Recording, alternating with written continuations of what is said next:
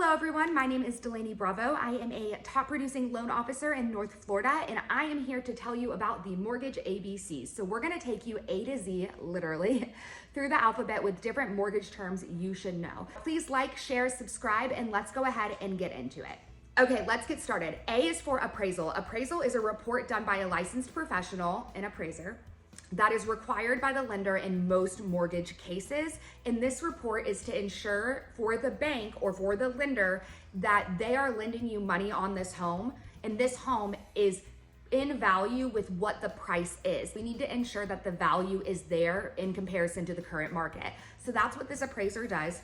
The appraiser will also ensure that your property that you're purchasing does meet minimum standards for that loan product. B is for borrower. So a borrower is a loan applicant. It could be the first position or second position, but you will probably be referred to as the borrower, the buyer, the client, but like the most layman's term is borrower. C is for conventional. Conventional is a loan type that is not backed by a specific government agencies such as FHA, VA, USDA. We'll get there throughout the alphabet.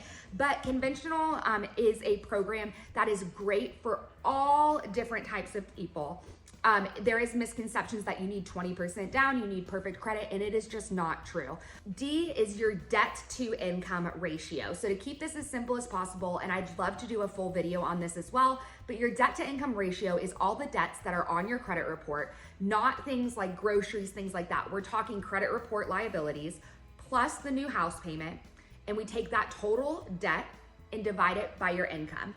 Those monthly payments, and the new monthly house payment is $3,000, and you make $6,000 gross per month. The debt to income ratio would be $3,000 to $6,000, and that is 50%.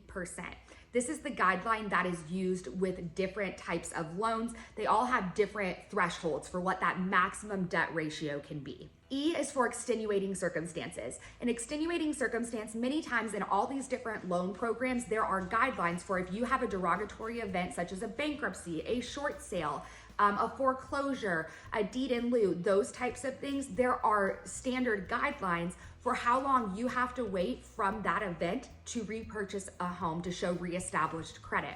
Extenuating circumstances are when there is an extenuating circumstance in your life that is documented that we can present to the lender and to the underwriter to see if we are able to use this extenuating circumstance to bypass that required timeline waiting period. F stands for FHA, and it's the Federal Housing Administration. This is a great loan program that is great for everyone. It does lend itself for a couple things. The rate hits when you have lower credit are not as harsh as a conventional loan. So that is great. Also, it's 3.5% down payment, which is again great. And there are other advantages such as the monthly mortgage insurance. So this is a specific loan program that is great to ask your loan officer about if you would benefit from it. For G, we're gonna do a little bit of a doubler. So G is for grantor and grantee. The grantor is the person who is conveying that property, the seller, to the grantee for you to purchase the homes. H is for home insurance. So any property you have a mortgage on, you must have homeowner's insurance on that property. Your insurance agent should know the minimum coverages required for that mortgage. I is for an income calculation. There are a lot of variables when it comes to income. For example, overtime, bonus, things like that. Each of these loan programs has guidelines for how we have to calculate these types of income. That is where the income calculation comes in, and it's where you have a really great loan officer when you say, oh, well, I make 20 bucks an hour, but I have overtime. And the follow-up question is, how long have you gotten it? I need your 2019, 2020 stuff. So asking and digging in those questions so we have a solid income calculation going into that file. J is for justification. So this can kind of go along the lines, I'll use the same story as the income calculation. Let's say COVID. And for 6 months, the overtime went down substantially, but it's back up now because everything's reopened. I, as a loan officer, could build a case and create a justification to submit to the underwriter and say, this person's worked here for 10 years. They've had overtime increasing every single year, except for 2020. In 2020, between this and this, it went down. Even if we use that lower amount and we work that into the average, they still qualify regardless, but this is a justification because of the circumstances of COVID. That's a justification, and having a really sharp loan officer who knows those guidelines, how to word things, how to calculate things, and convey it to an underwriter to justify your case is extremely important. K is for kickbacks. So kickbacks is illegal when it comes to Regulation Z in mortgage laws, and what that means is that you cannot get a kickback for sending someone business. You cannot give them a gift for business. There are certain guidelines. So making sure that your loan officer plays by the book and making sure that your realtor plays by the book is super important. And these are all things that licensed loan officers and real estate professionals have to learn about before they get into their licensure. L is loan to value. So the best way to describe this is it's the loan amount to the value of your home. If your home is $500,000, and you're getting a loan for $400,000, your loan to value would be $400,000 to $500,000. That is 80%.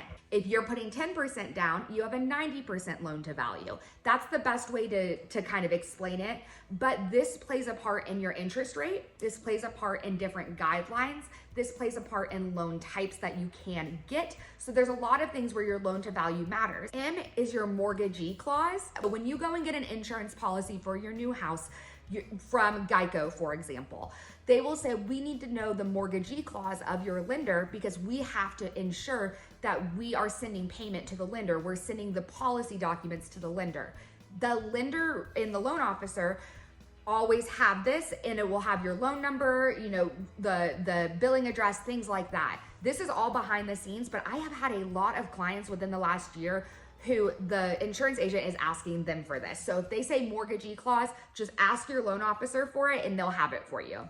N is for note, and the note is basically the terms of your loan with the mortgage company. It is your promissory note. You are promising to pay this mortgage. It has the terms on if you're late, those types of things, and it's something you will sign at closing that gets basically attached or is done right next to the deed of your home. So you are the owner, but you have a lien holder, the mortgage company, on this property, and here are the terms of that agreement, the note. O is for owner occupied. So if you have an owner occupied property, it is your primary residence. P is a prepayment penalty. That was a lot of P's, prepayment penalty. A prepayment penalty means that if you prepay this loan, then there's a penalty. But you want to ask, and most loans don't have prepayment penalties, but you do want to ask this question to your loan officer: is there a prepayment penalty on this loan?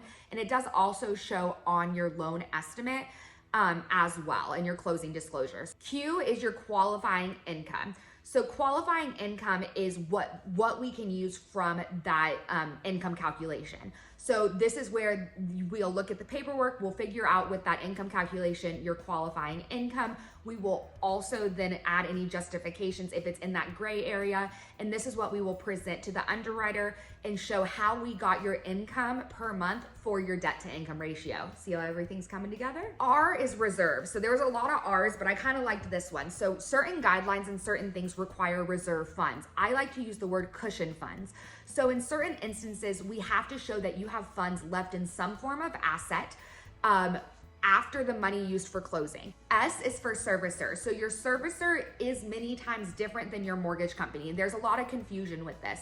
So the mortgage company is who is actually lending you those funds and approving and closing your loan. After that, some mortgage companies also service their own loans, meaning if you close with Mortgage ABC, that's funny, Mortgage ABC, then you will make your payment to Mortgage ABC. Many mortgage companies, after closing, they will take your loan from closing and they will then sell it in a pack of loans to a servicer. The servicer's job is just to collect payments and keep an eye on that loan and own the servicing rights to that loan. T is for title companies. Title company is going to be the mediator between all parties. So they are going to be the mediator between the lender, they are going to be the mediator, Sadie, between the real estate agent companies, between the seller, the buyer, and they do all of the legal aspect of this, like filing your note, filing your deeds, having you sign the papers at closing for your loan, and also ordering and making sure that the title on this home is clear, that there's no pending lawsuits on the home, things like that. So you will use a title company and will be contacted by a title company throughout the purchase of your home. U is for USDA. So the United States Department of Agriculture has a mortgage loan program. This mortgage loan program is specifically reserved for more rural areas, but don't be completely thrown off by that because there's a ton of areas that qualify for USDA. The other caveat is there are income limits. So you have to be under a certain household income limit and in a certain area to qualify for USDA, also credit score, all the normal requirements. But that is something to look into and to ask your loan officer about if you qualify for that, and then also if any areas you're looking in are USDA eligible. V is for VA. A VA loan, the Veterans Administration, is a loan specifically reserved for active duty, retired veterans, reservists, National Guard, surviving spouses.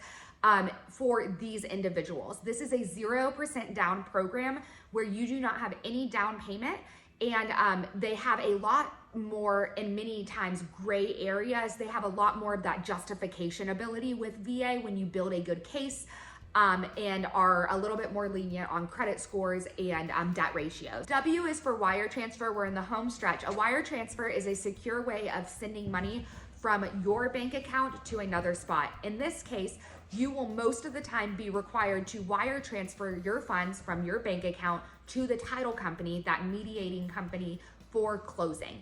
X is for regulation. X, this is kind of more on the industry side. I couldn't really find an X, which is a division of RESPA, which is part of the regulating laws for loan officers. So this is where, again, we cannot take kickbacks from real estate agents. We cannot pay them to send us business. We cannot tell you to use a certain insurance agent. I is for yield.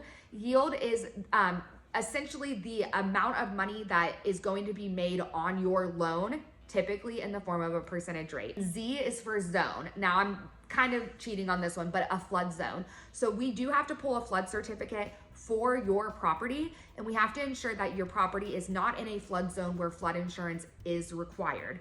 If flood insurance is required because of the depth and zoning of the land your home is on, then you will be required by your lender to carry flood insurance, and it will go into your monthly payment. So that's it, guys. I hope this was helpful. I hope you guys liked these mortgage ABCs. I tried to go quick, but kind of add some detail along the way.